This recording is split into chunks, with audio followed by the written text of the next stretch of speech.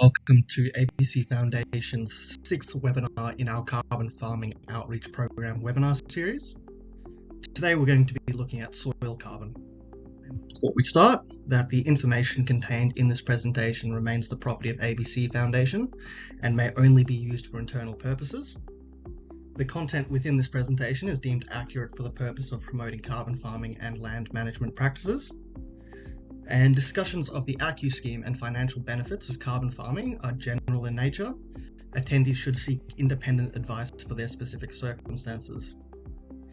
Access and use of any of the information contained in this presentation may only occur by written consent of ABC Foundation's CEO. And just an acknowledgement of country before we start. I want to acknowledge the Whadjuk Noongar people, whose country I'm on today. And ABC Foundation acknowledges and pays respect to the past, present and future elders and traditional owners of this country and throughout Australia, and recognises their continuing connection to land, waters and community. We also celebrate the continuation of cultural, spiritual and educational practices of Aboriginal and Torres Strait Islander peoples. So some learning objectives for this webinar. Firstly, we're going to understand what soil is and why it's essential for healthy landscapes and country. Number 2, recognise the role soils play in storing carbon and supporting ecosystems. Number 3, identify the key factors that contribute to soil health. Number 4, understand how land management practices impact soils over time. Number 5, gain a basic awareness of how soil carbon fits into carbon farming and nature repair. And lastly, feel more confident engaging in conversations about soil health and soil carbon. Soils are more than just a surface that plants grow on. Soils are actually living systems. They support many different forms of life, including plants, animals, and many different microorganisms. And since these soils are living, they can also be classified as healthy or unhealthy. And healthy soils are those that can adequately support life and function on their own. So soils that are biologically active are healthy and can function on their own. And what that means is soils with diverse living organisms that drive biological and soil processes are the ones that are healthy. So this includes processes like nutrient cycling, supporting plant growth, generating good soil structure, increasing the water holding capacity, and also increasing the resilience of the ecosystem to disturbance. And so soils are composed of both organic and inorganic materials. The inorganic materials that they are comprised of include weathered rocks, minerals, and also patches of water and air. And the organic materials include living organisms, so bacteria, worms, insects, fungi, etc. Other organic matter, so this could be decomposing plants, animals, humus, etc. And then on the right there's just a pie chart of how that's broken down. And so soil minerals are actually broken down into 3 different types based on their size. Sand particles are from 0.05 to 2 millimeters in width. Silt is 0.002 to 0.05 millimeters. And clay is anything smaller than that 0.002 millimeters. And there's a great diagram on the right there. You can see the size differences between the 3. It's also important to note that soil is dynamic, it's not static. It's forever changing and it responds to many different land management practices. Soil is not static, it's dynamic and it changes over time and responds to management, degradation and disturbance.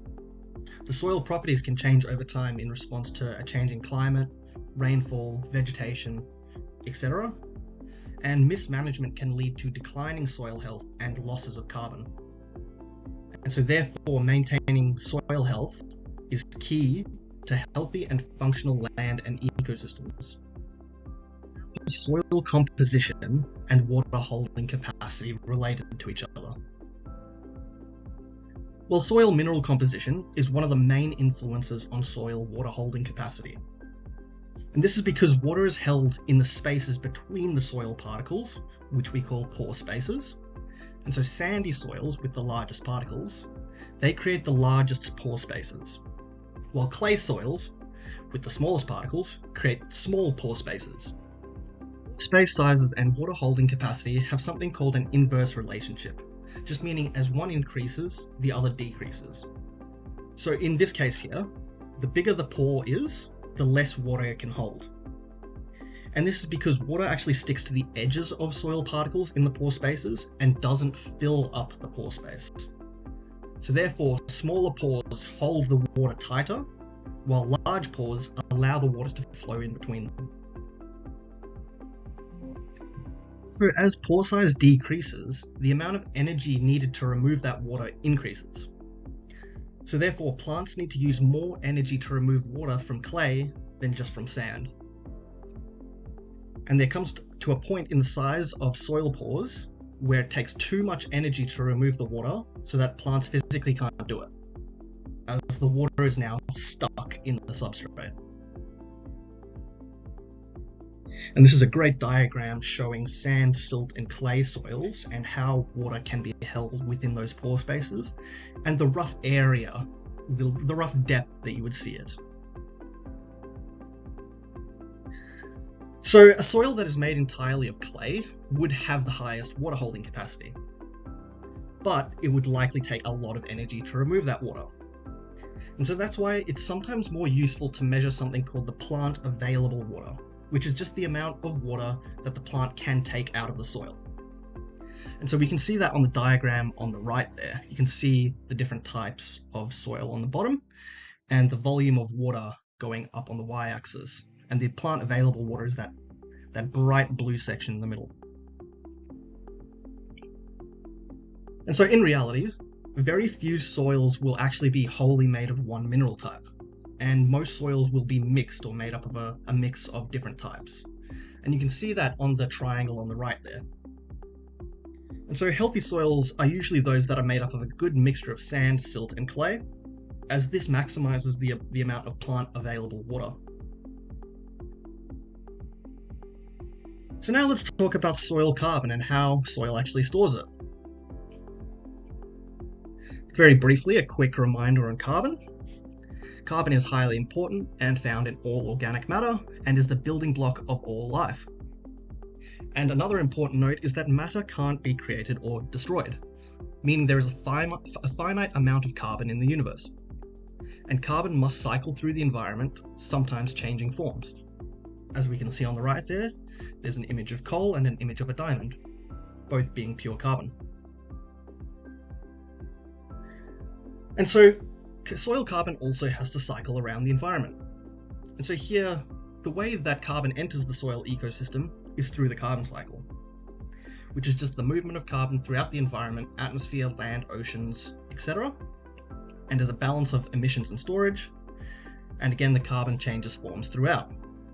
So for instance, here, carbon starts off as CO2 in the atmosphere and is converted into sugars inside of a plant through photosynthesis. And then as that leaf litter drops on the soil surface, it is broken down by bacteria, fungi and other microorganisms, which turn it back into soil carbon. And although it's only a small fraction of soil, carbon is one of the most important components of soil, as it provides many different benefits, including improving water holding capacity, increasing nutrient storage and mobility, which is how easily the nutrients move throughout the soil. It's also a food source for soil organisms. It improves soil structure, so increasing porosity, aeration, and root penetration. It also moderates pH and binds toxic metals. But yeah, soil can't function on its own. It needs decomposers like worms, bacteria, insects, and other microorganisms. As these decomposers break down plant material into carbon and its other nutrient components, and this later creates humus and stabilizes the soil structure, creating something called stable soil aggregates. And humus is a form of stable carbon that takes hundreds of years to break down, meaning that carbon is locked away for a very long time. But not every soil is equal.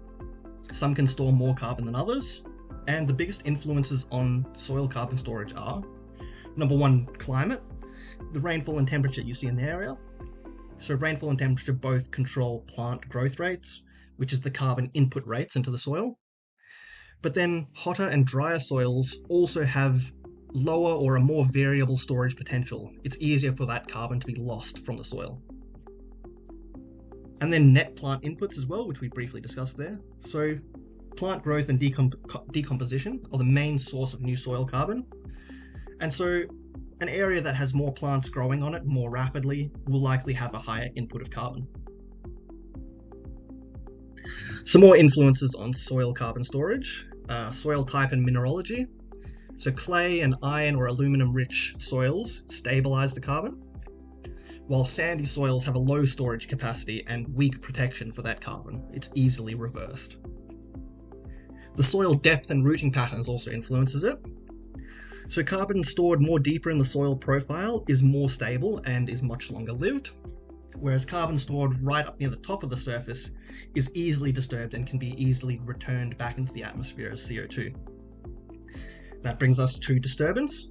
The frequency and intensity of disturbance affects how much carbon can be stored or lost, as it also breaks the soil structure and accelerates carbon losses.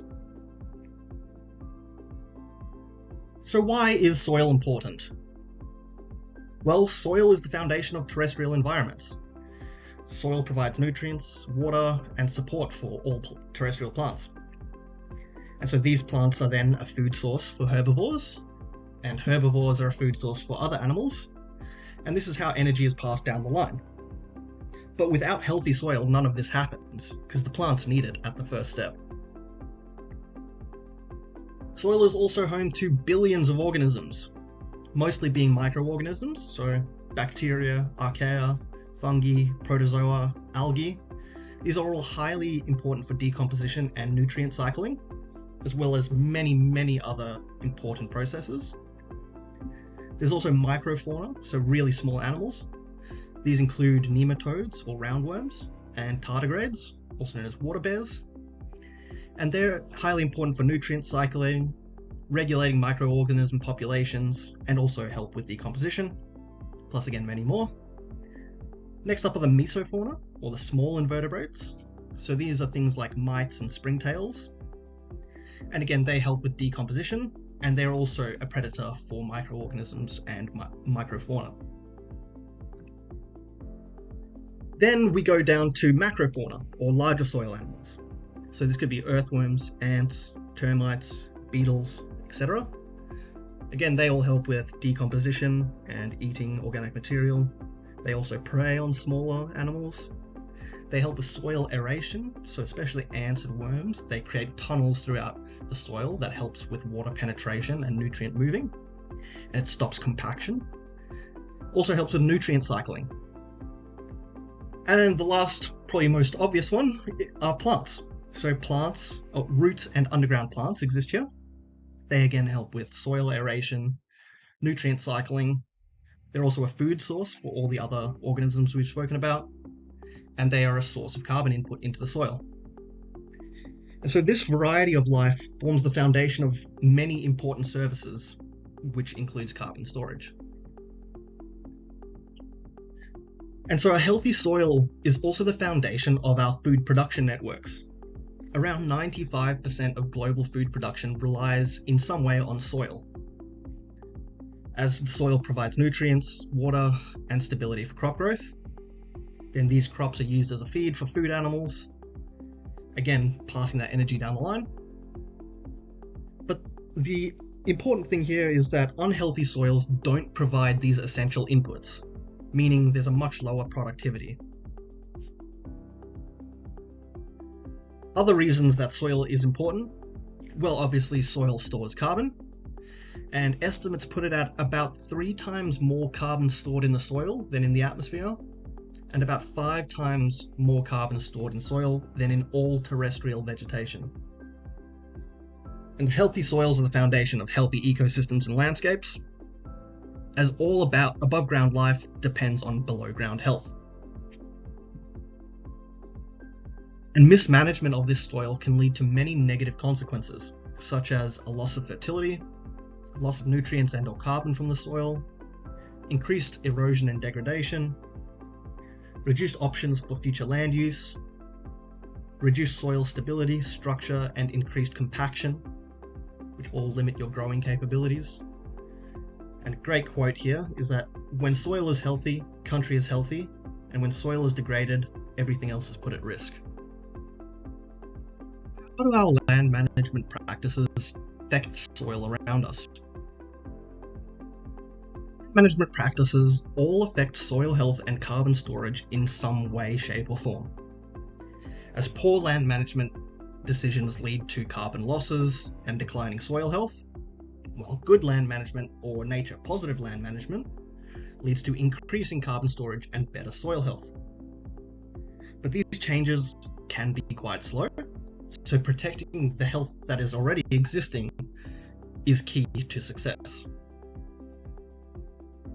So bad land management practices that result in declining soil health and/or carbon losses include excessive tillage and cultivation. This breaks apart the soil structure and exposes all that locked away carbon to the atmosphere again, and where it can be lost. Also increasing erosion, plus many more. Removal and/or burning of crop residues. So this removes a major source of carbon input into the soil. It also reduces soil cover, so increasing erosion and water loss. And the burning of the crop residues also just releases carbon into the atmosphere. Some other bad land management practices include overgrazing. So this removes excessive plant biomass or cover from the soil, again reducing those carbon inputs, increasing compaction, increasing erosion and carbon losses. As well as poor nutrient management. So under or over application of fertilizers can disrupt soil processes. Low nutrients can lead to reduced plant growth and/or carbon storage. And also nutrients in high excessive amounts can lead to toxicity, where they will actually kill organisms in the soil. So what do healthy soils actually look like? Well, there is no one-size-fits-all for healthy soils. They often look quite different from each other, but they tend to share some similar characteristics. One of them is a high carbon storage. The way you can visibly see this is the soil will be dark in colour. You'll often see decomposing organic matter spread throughout. And often, as it says at the bottom there, in active soil biology, there'll be an abundance of micro, meso, and macrofauna. You'll also see them throughout in the carbon storage. A good soil structure. So a healthy soil creates stable soil aggregates, which are just clumps of soil particles. And these help to create pore spaces, they reduce compaction, they increase infiltration of water, etc. Some more characteristics. So low compaction, that's what you can see on the right there, there's high compaction. So the soil is not excessively compressed, which allows for more pore spaces, more root growth, water and air movement throughout the soil. Balanced nutrients. So micro and macronutrients are available in their appropriate amounts. They're not in excess or underapplied. Also a suitable soil pH. Soil pH needs to be within a range to allow nutrients to remain available for the plants to grow, but also to allow for the plants to grow themselves and not die. Really important to note here is that for a soil to be considered healthy, it doesn't need to meet every one of those characteristics we just listed. A healthy soil just needs to function on its own as a living ecosystem, supporting plants, animals, microorganisms, and environmental processes without human intervention. And so basically, it just meets all the demands of the local biodiversity. And so in practice, that means that a healthy soil in Western Australia will look completely different to a healthy soil in Tasmania, or even one in Brazil. And so on the right there, I've got two images. The top one being a soil in South Australia, and the bottom one being a soil from Brazil. You can see in the Australian one, it is much more red in colour. There's a little bit less organic matter spread throughout, whereas the Brazilian one is really aerated, lots of organic matter, it's much darker in colour. But the key point is both are healthy because they do support their local biodiversity. So while soils do vary greatly across the world, there are some common signs that the soil is unhealthy or is becoming stressed. So the easiest one to see is just a reduction or seeing stressed vegetation. This is because vegetation struggles to survive in healthy or stressed soils, so that's usually the first indicator. Also, a lack of water infiltration is usually a sign of compacted soil or a lack of good soil structure, which just leads to waterlogging and then the death of plants as well. Erosion is another one, so the loss of the topsoil where most of that carbon and nutrients are stored. You can also potentially see dust storms or exposed subsoil or even rock. So what are some principles we can use to actually protect and rebuild our soil health? Well, building a healthy soil from scratch takes a lot of time and effort, so protecting it and rebuilding that existing health is much easier. So some principles include minimizing soil disturbance. This reduces your carbon losses, keeps a good soil structure, and maintains habitats for soil organisms. Maintain the soil cover, which protects against erosion, conserves moisture, and provides carbon inputs into the soil, as well as being a food source for the microorganisms. Keep living roots in the soil as well. This is the exact same as the above. It protects against erosion, conserves moisture, provides carbon inputs, and also helps with higher biological activity, which helps turn over nutrients and carbon much faster within a soil. Some more principles. So an increase in plant diversity. This supports a wider range of soil biology, improves your nutrient cycling, and enhances your ecosystem resilience. Also managing grazing. This maintains plant cover, there's more carbon inputs into the soil, and it helps reduce erosion and compaction. And improving water management. So better infiltration with improved soil structure, helps with drought resistance, and also avoids waterlogging. But rather than forcing one change, supporting and rebuilding a natural process can lead to a better outcome. So try reinstating or supporting a natural process first, which this can lead to multiple benefits. So for example, bringing back healthy water movement to an ecosystem will lead to better infiltration, better movement between ecosystems, reducing waterlogging, and some of the outcomes you can see from this are better plant growth, better nutrient cycling, supporting animals, reducing erosion, etc., etc. Talk about soils in carbon farming and nature repair projects. There is only one dedicated soil carbon method as part of the ACCU scheme, and it's called the Estimating Soil Organic Carbon Sequestration Using Measurement and Models method. Quite a tongue twister. And so projects using this method are credited for increasing soil carbon levels above a measured baseline. And this is applicable for agricultural land or soils where land management can change. Projects must implement new or materially different land management practices, such as grazing management changes, reduced or no tillage farming, retaining stubble and crop residues, cover cropping or improved ground cover, plus many more options for them. These are available in the methodology document. How is soil carbon measured in these projects? Well, these projects must have established a soil carbon baseline prior to starting, which is the carbon levels in the soil before any management changes, and so any changes you make to the soil carbon are measured against this baseline. And then soil sampling needs to be repeated regularly to see how that carbon changes over time, and this is usually done every 1 to 5 years. Soil carbon farming is a sequestration type project.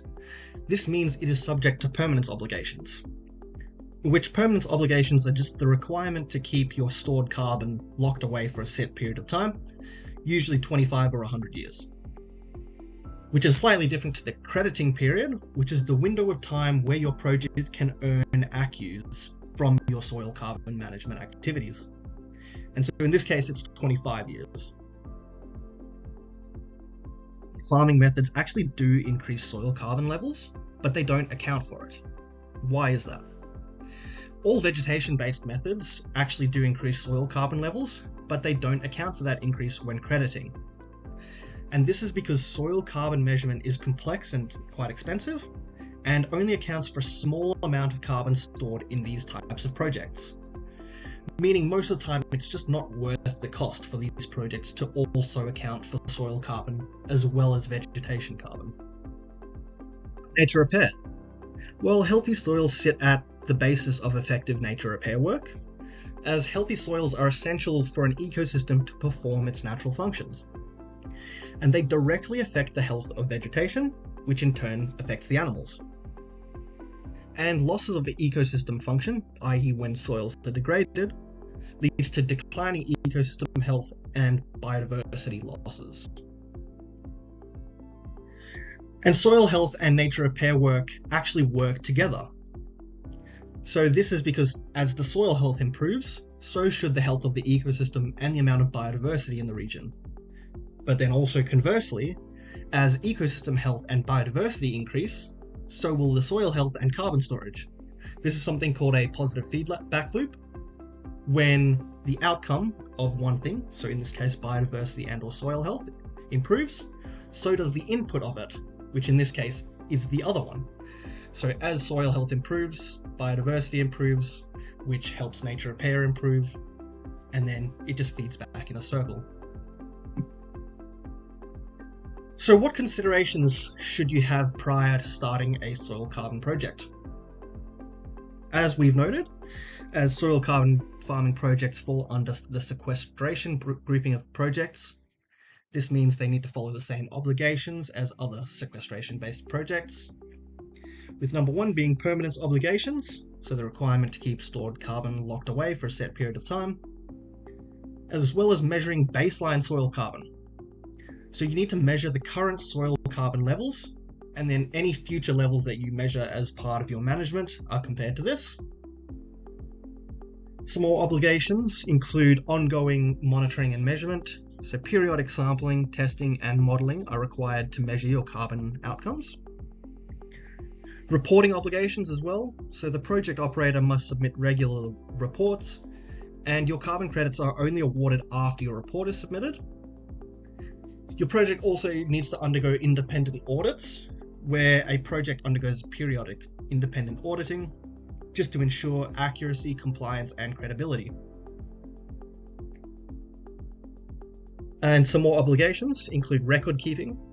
So operators need to keep detailed records of all activities, as these can be reviewed years later.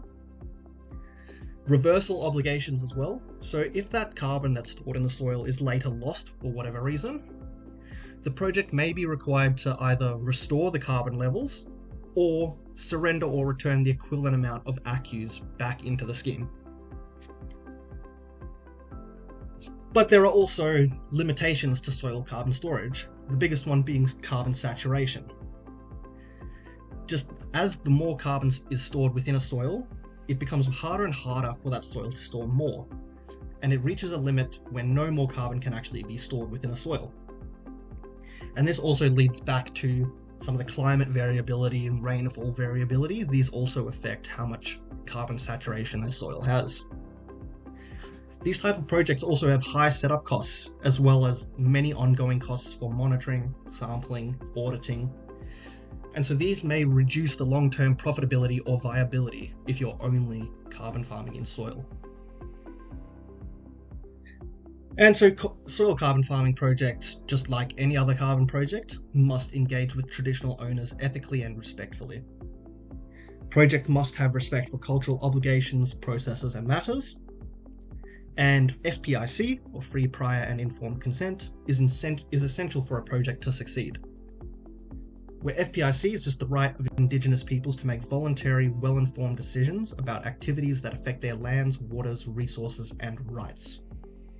Next steps and everyday actions you can use to start building soil health and carbon today. So some everyday actions for someone wanting to build soil health and or carbon storage at home or on their own property. Number one, the easiest one is to start composting organic waste. So turn food scraps and garden waste into valuable soil amendments, which helps with carbon storage and also fertility improvements in the soil. Keeping your soil covered year round, so using mulch, cover crops or living plants to protect soils from erosion, moisture loss and temperature extremes. Also helps to keep that carbon protected in the soil.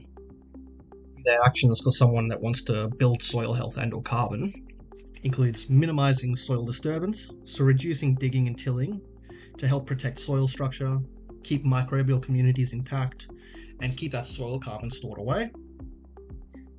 And also maintaining living plants. So plants that are growing, they help to continuously feed soil microorganisms, and they also increase the soil carbon inputs into the soil. What are the steps if you want to start a soil carbon farming project? So number one, you want to ensure you fully understand the underlying processes behind carbon farming in Australia, as well as the science behind soil health and carbon. This webinar is a great starting point, but this doesn't teach you everything. I would highly recommend you go and find additional resources. Number two, assess if your property is even suitable. So consider environmental, soil and weather conditions and whether a project could be viable on your property. Number three, seek some independent expert advice. So speak with soil scientists, agronomists, and carbon advisors to understand your opportunities, risks, costs, and expected outcomes. Then you want to identify and collect all relevant consents and approvals. So this includes landholder consent, leaseholders, native title, etc. Then you want to review your financial, legal, and long-term obligations. So understand the duration of your project, what monitoring requirements there are, the audit costs, what your permanence obligations are, etc. Then number six, develop some clear goals and or measurements of success. And then number seven, decide whether or not those are achievable and then whether or not to proceed with project registration, which can be done through the Clean Energy Regulator.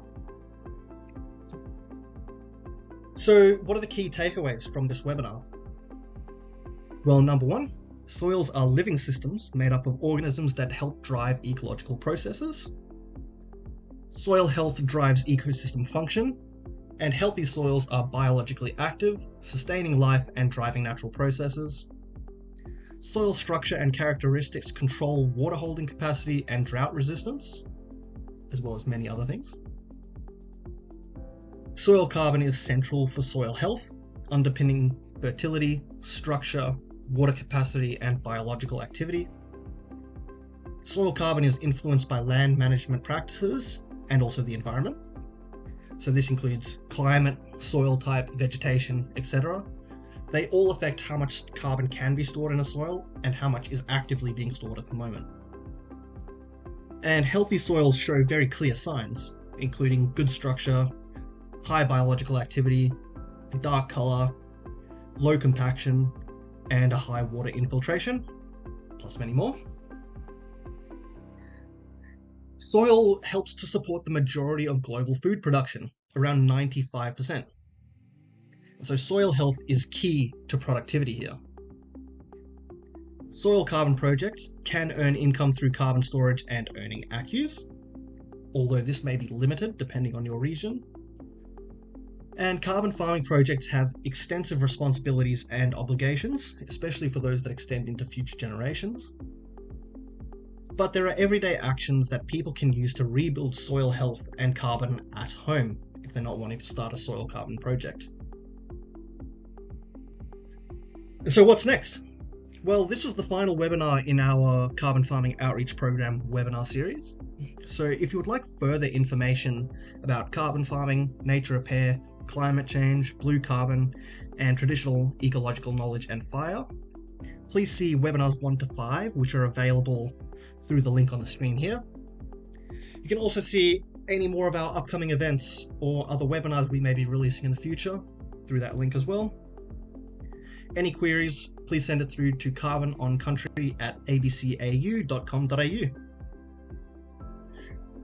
Thanks for joining us, and I really hope you enjoyed the webinar series.